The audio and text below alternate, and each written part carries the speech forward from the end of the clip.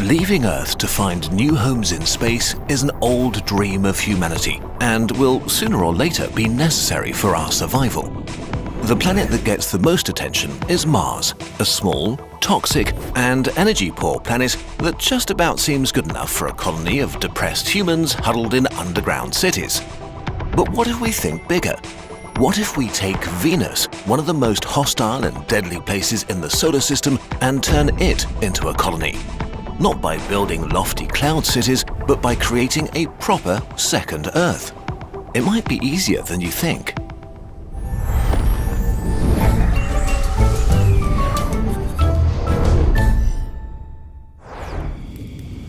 Venus is by far the hottest planet in the solar system, with a surface temperature of 460 degrees Celsius, hot enough to melt lead. This heat is due to the most extreme greenhouse effect in the solar system.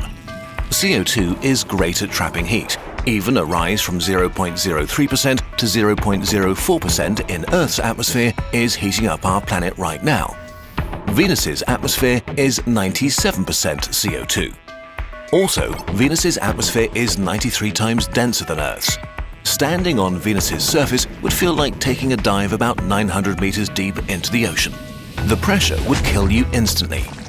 It's a truly horrible place, so why should we even bother? First and foremost, Venus is almost as big as Earth and has 90% of its surface gravity.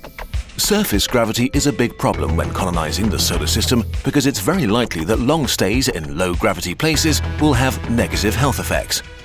Venus's size means it could be the second largest habitat in the solar system. A new home for billions of humans and trillions of animals, with oceans, lush forests, and a beautiful blue sky. A properly terraformed Venus may be the most pleasant place to live outside of Earth. While we can't exactly terraform Venus today, a slightly more ambitious future version of us could take this project on. It will take a few generations to complete and be a huge challenge like building the Great Pyramids was for our ancestors. But then, it's not like humans have never started projects that took more than a lifetime to complete. Okay, let's do it. Before anything else, we need to cool Venus down and remove the gas that makes up the extremely heavy atmosphere. As mentioned, there's a lot of it. Around 465 million billion tons. How do we do that? There are a few options. We could create giant solar collectors powering a huge array of laser beams that heat up the atmosphere so much that it's blasted into space. Although we would need thousands of times the entire power generating capacity of humanity, and it would still take thousands of years to remove the atmosphere. Another way is to sequester the atmosphere, binding the CO2 in different compounds through chemical reactions. We could mine elements like calcium or magnesium on Mercury and shoot them at Venus via mass driver systems, electric rails that make rockets unnecessary on smaller planets. The metals would combine to bind the CO2 into different carbonates basically forever. But the scale makes the whole thing impractical. We would need several 100 billion tons of material to sequester the CO2 this way. Seems like a waste of material and might take too long. An equally ridiculous idea that could actually work is to put Venus in the shade, literally, by constructing a huge mirror to blot out the sun to just freeze the atmosphere. The mirror doesn't need to be complex or massive, just a very thin foil with a little structural support. Building such a large flat surface so close to the sun will turn it effectively into a solar sail and push it out of position. So instead of one giant circular object, our mirror will consist of many different pieces. Annular slats of angled mirrors can reflect sunlight from one set of mirrors to the next.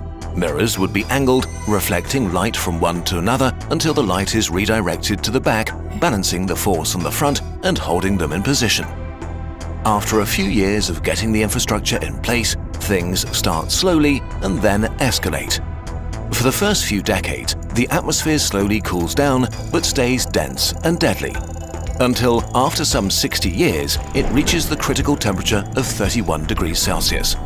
Suddenly, the Great Flood begins on Venus as CO2 turns to liquid at this pressure and begins to rain down. A constant global rainstorm of unbelievable proportions lasting 30 years. The pressure and temperature suddenly begin to drop in unison. For almost a century, puddles turn into lakes and oceans. The surface temperature is now minus 56 degrees Celsius and the pressure has dropped to only 7 times the pressure on Earth. Finally, at a really unpleasant minus 81 degrees Celsius, the CO2 oceans begin to freeze and the rain turns into snow.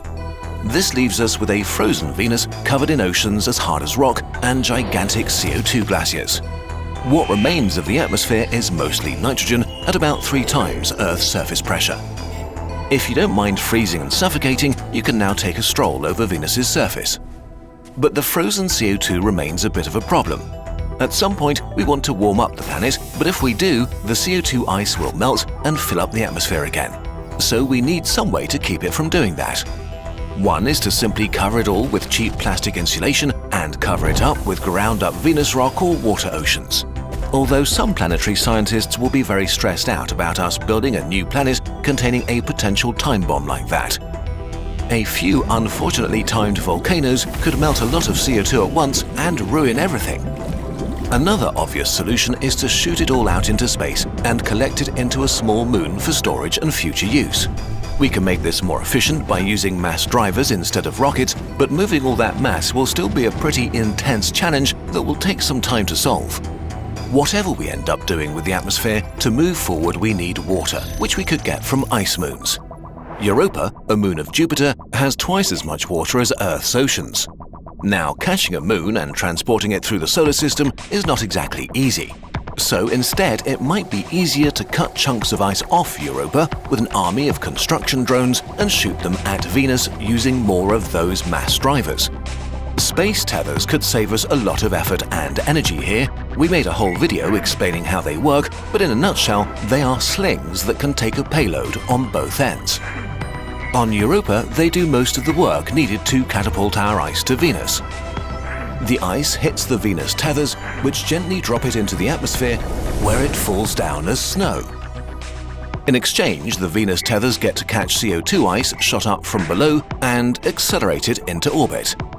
We can remove excess nitrogen using this same method to further lower our atmospheric pressure.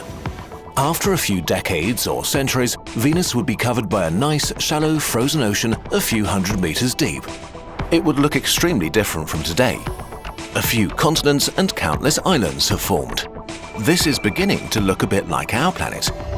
Now the last and most magnificent phase of terraforming begins, making the atmosphere breathable and adding life. First, we need light though, and we need to heat the planet up again. A Venus day is 2,802 hours long, more than 116 Earth days. So if we just remove our giant mirror, we would grill half of our planet. Even without the massive atmosphere, temperatures would reach unbearable levels. The simplest way to create a day-night cycle and let some energy in again is with another set of mirrors to illuminate our continents and melt our water oceans, which would let us completely control how much energy we get and where it goes. The atmosphere is now mostly made up of nitrogen and basically devoid of oxygen. So the first inhabitants will likely be trillions and trillions of cyanobacteria, which can get photosynthesizing and release oxygen.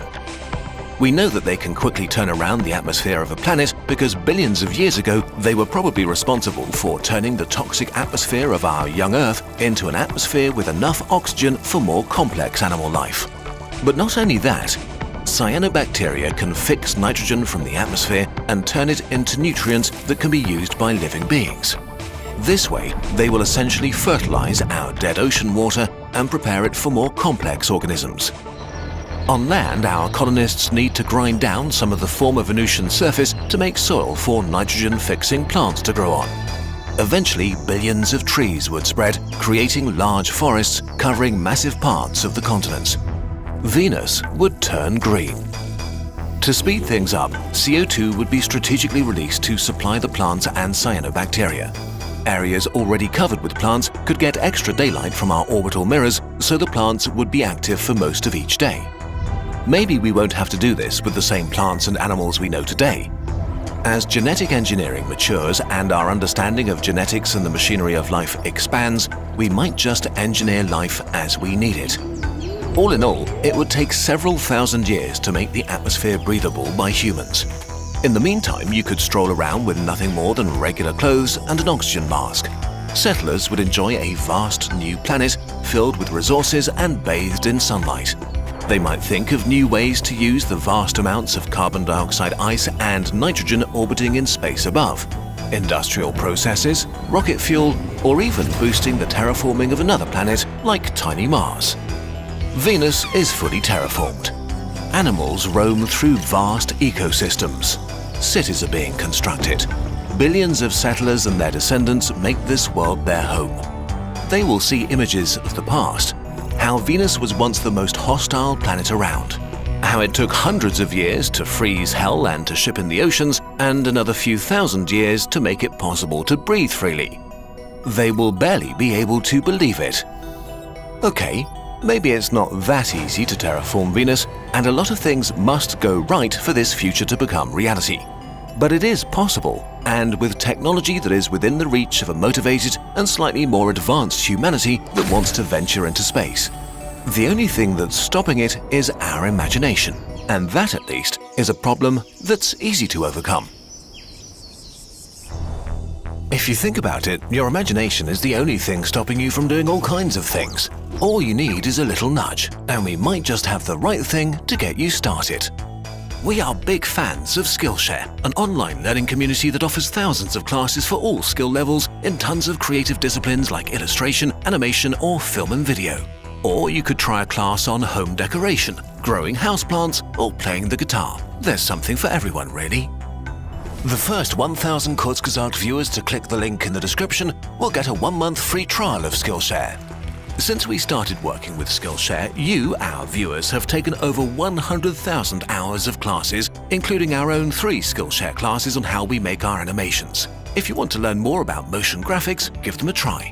And if you need an extra little push to get you going, maybe get started with some advice on motivation and inspiration. We liked the scientific method for artists. Find inspiration, get motivated, and grow your creative skills by Kendall Hillegas. In this class, Kendall explains her 4-phase process for exploring and figuring out your direction as an artist. For us, it was a great way to get into the flow of creating something. But anything that makes you feel excited and sparks new ideas is a great first step. If you want to get creative with new skills and support Kurzgesagt, give it a go.